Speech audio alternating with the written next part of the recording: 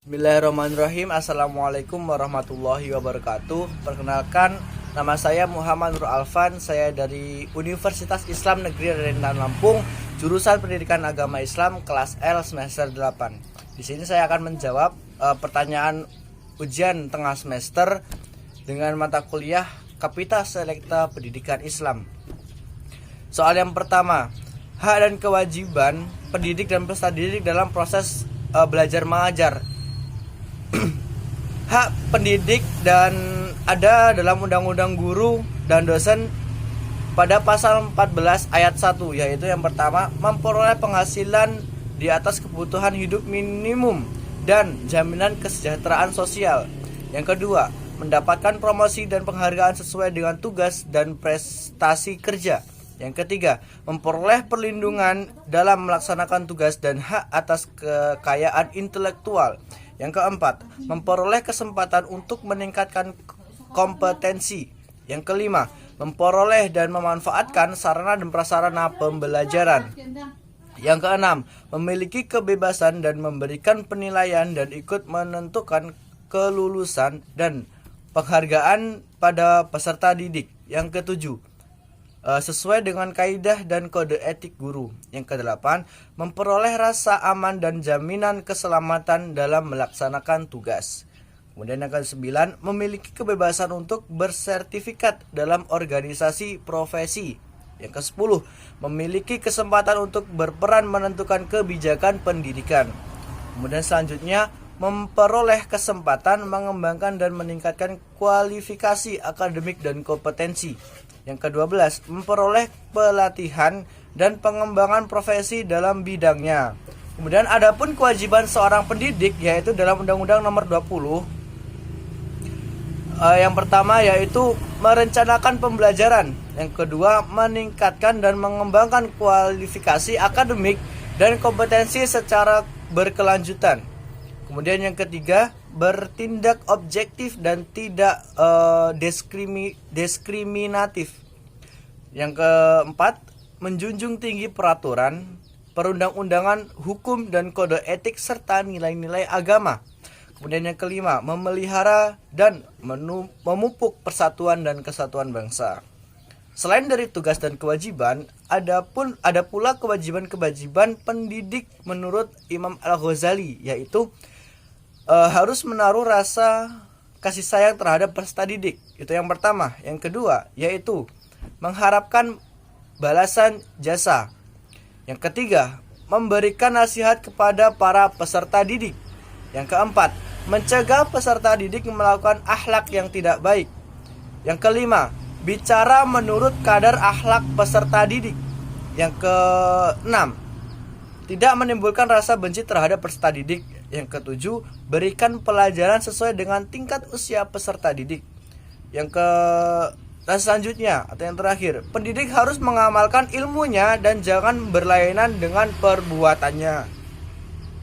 Kemudian yang selanjutnya, hak peserta didik ada dalam Undang-Undang Nomor 20 Tahun 2003, yaitu yang pertama, mendapatkan pendidikan sesuai dengan agama yang dianutnya dan diajarkan oleh pendidik yang seagama atau yang sesuai dengan agama dari peserta didik. Kemudian yang kedua, mendapatkan pelayanan pendidikan sesuai bakat, minat dan kemampuannya. Kemudian selanjutnya yang ketiga, mendapatkan beasiswa bagi yang berprestasi yang orang tua tidak mampu membiayai pendidikan anaknya atau peserta didik. Kemudian yang keempat, mendapatkan biaya pendidikan pada jalur dan satuan pendidikan lain yang setara. Kemudian yang kelima, pindah pada program pendidikan pada jalur dan satuan lain yang setara. Kemudian yang keenam, menyelesaikan program pendidikan sesuai dengan kecepatan belajar masing-masing dan tidak menyimpang dari ketentuan-ketentuan batas waktu yang telah ditentukan. Kemudian selanjutnya, kewajiban peserta didik dalam Undang-Undang Nomor 20 Tahun 2003, yaitu yang pertama, menjaga norma pendidikan untuk menjamin keberlangsungan proses dan keberhasilan pendidikan. Kemudian yang kedua, ikut menanggung biaya penyelenggaraan pendidikan kecuali bagi peserta didik yang dibebaskan dari kewajiban tersebut sesuai dengan peraturan perundang-undangan yang berlaku. Selanjutnya, soal selanjutnya yaitu jelaskan apa saja hambatan-hambatan yang sering terjadi dalam proses belajar mengajar dan bagaimana solusi dari masing-masing hambatan tersebut. Peserta didik tidak kondusif di dalam kelas. Yang pertama, saya akan meminta peserta didik untuk kembali fokus pada pelajaran yang sedang berlangsung. Yang kedua, memberikan games supaya peserta didik kembali tertuju pada materi yang dipelajari. Kemudian yang ketiga, bisa juga dengan cara memberikan pertanyaan pada anak didik yang tidak kondusif sehingga teman-teman yang lainnya akan memperhatikan kembali, akan fokus kembali terhadap materi yang telah disampaikan sebelumnya. Kemudian yang keempat, jika cara tersebut tidak kembali membuat suasana kelas menjadi kondusif atau menjadi efektif, maka yang akan saya lakukan adalah memberikan punishment atau hukuman. Misalnya, anak didik yang tidak kondusif diminta untuk berdiri di depan kelas atau di depan papan bor, seperti itu, dan menghafalkan materi-materi yang dari pelajaran pada saat itu. Selanjutnya, kemudian hal yang terakhir yang akan saya lakukan apabila terjadi kegaduhan atau sedikit ada ketidakkondusifan di dalam kelas, maka saya akan melakukan evaluasi terhadap diri saya sendiri. Misalnya dari metode yang kurang tepat, atau mungkin saja strategi yang monoton, atau mungkin media yang kurang menarik sehingga anak didik menjadi jenuh dan tidak memperhatikan pembelajaran yang berlangsung. Dengan melakukan evaluasi diri, diharapkan untuk pertemuan berikutnya insya Allah akan berusaha saya akan melakukan pembaruan baik metode, strategi, model maupun media yang akan digunakan untuk pembelajaran selanjutnya agar pembelajaran yang disampaikan dapat kondusif dan efisien. Kemudian yang selanjutnya adalah peserta didik sulit memahami materi yang disampaikan. Nah, jika dalam proses pembelajaran peserta didik tidak dapat memahami materi yang akan disampaikan, maka saya akan melakukan yang pertama, menjelaskan kembali materi yang telah dijelaskan sebelumnya dengan lebih terperinci atau lebih jelas. Kemudian yang kedua, menanyakan kembali kepada peserta didik di mana letak materi yang belum dipahami. Kemudian yang ketiga, menggunakan metode yang baru dalam menyampaikan pembelajaran atau dalam kegiatan belajar mengajar.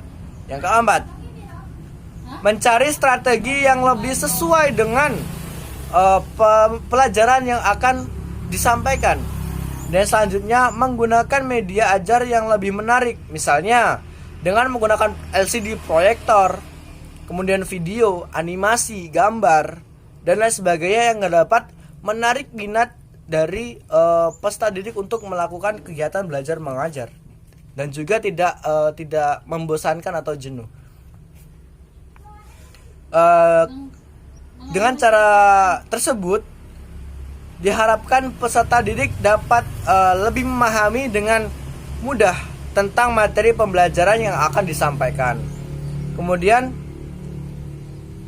menurut Anda bagaimana cara meningkatkan profesionalisme guru dalam dunia pendidikan? Adapun cara meningkatkan profesionalisme guru yaitu yang pertama, menempuh pendidikan pada jenjang yang lebih tinggi sesuai dengan kualifikasi akademik. Yang kedua, melalui program sertifikasi guru. Yang ketiga, memberikan diklat dan pelatihan bagi guru. Yang keempat, gerakan guru membaca. Yang kelima, melalui program kelompok kerja guru. Yang keenam, senantiasa produktif dalam menyelesaikan karya-karya di bidang pendidikan.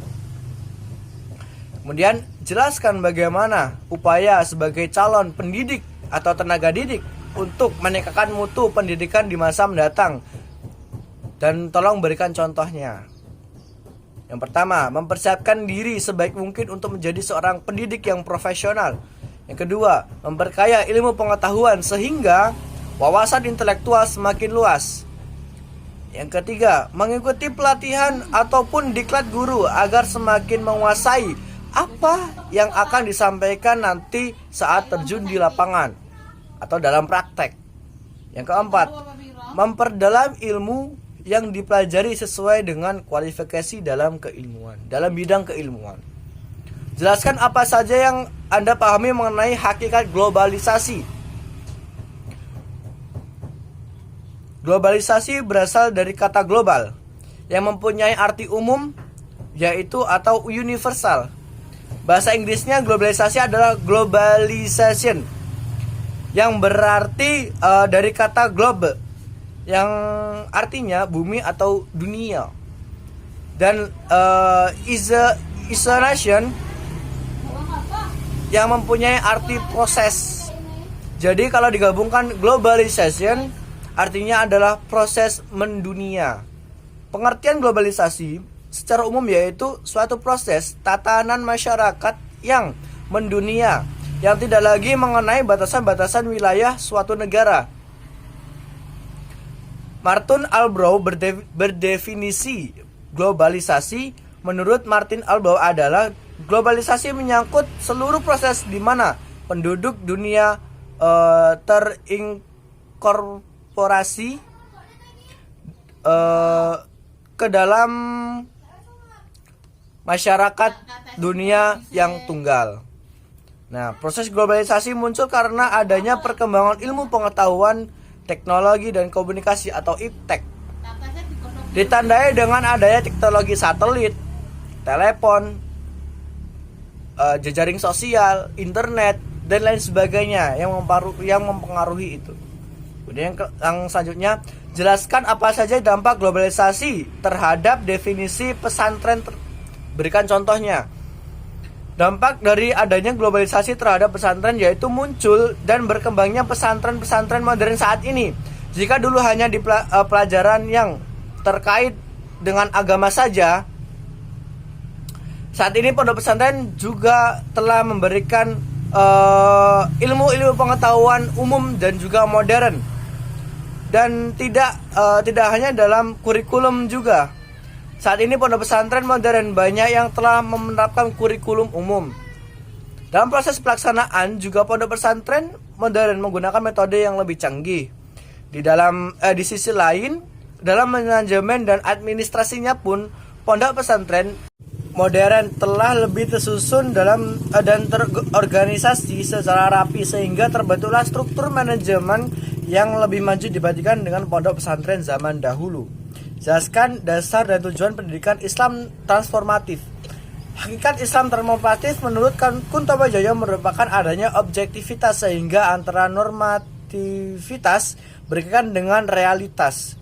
Sedangkan pandangan Muslim Abdurrahman, hakikat Islam transformatif adalah adanya dialog antara kebutuhan konteks dengan konteks suci agama.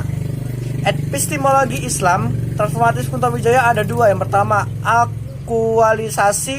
aktualisasi nilai-nilai normatif menjadi sikap. Kedua adalah mentransformasikan nilai-nilai norma itu menjadi teori ilmu. Untuk memperkuat metode kedua, Kuntobojoyo menawarkan metode strukturalisme transendental, yaitu metode yang memperluas 6 kesadaran umat Islam. Kesadaran merupakan perubahan, kesadaran kolektif, kesadaran sejarah, kesadaran adanya faktor sosial, kesadaran adanya masyarakat abstrak, dan kesadaran perlunya objektivitas. Tujuan Islam transformatif Kuntobojoyo adalah merumuskan ilmu Islam transformatif berlandaskan cita-cita etik dan profetik, yaitu humanisasi, liberalisasi, dan transendensi.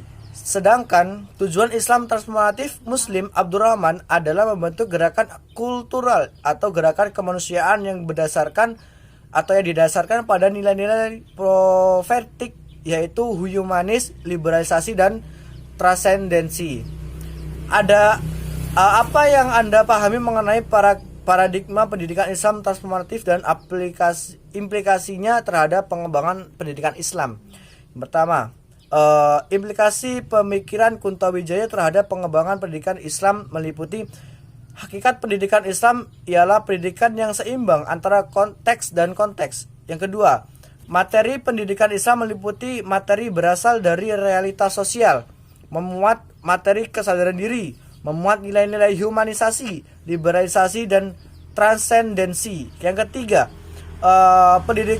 metode pendidikan Islam meliputi metode aktualisasi, metode transformasi, metode kesadaran diri, serta metode tafsir objektif. Yang keempat, tujuan pendidikan Islam adalah merumuskan teori ilmu Islam. Sedangkan implikasi pemikiran Muslim Abdurrahman yaitu yang pertama, hakikat pendidikan Islam adalah pendidikan yang mengarah kepada dialog antara tuntunan konteks terhadap teks suci. Yang kedua, metode pendidikan Islam meliputi pendidikan dialog dan metode aksi. Yang ketiga, tujuan pendidikan Islam meliputi tujuan humanisasi, liberalisasi, dan transendensi. Yang keempat, lembaga pendidikan Islam adalah lembaga semua lapisan serta memiliki visi profetik. Alhamdulillahirrahmanirrahim, mungkin cukup yang bisa saya sampaikan mengenai jawaban dari Kapasitas Seleksi Pendidikan Islam. Apabila ada kekurangan saya mohon maaf yang sebesar-besarnya. Mungkin cukup. Saya akhiri. Ihdinas siratal mustaqim wallahul muwaffiq ila aqwamit thoriq. Wassalamualaikum warahmatullahi wabarakatuh.